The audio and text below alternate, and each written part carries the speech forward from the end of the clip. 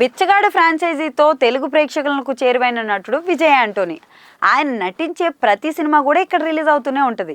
అయితే తాజాగా crime thriller Maargan the black devil సినిమాతో ప్రేక్షకుల ముందుకైతే వచ్చారు. సురేష్ బాబు తెలుగులో రిలీజ్ చేస్తారనే మాట తప్పితే ఈ సినిమాకు కావాల్సినంత ప్రీ రిలీజ్ బజ్ అయితే రాలేదు. ఇక చివరి ప్రయత్నంగా సినిమాలో తొలి 6 నిమిషాలు రిలీజ్కి ముందే వదిలేశారు. అది కంటెంట్ పై మేకర్స్ కి ఉన్న నమ్మకం. మరి ఆ నమ్మకం నిజమైందా? బ్లాక్ డెవిల్ ఎలాంటి థ్రిల్ పంచింది?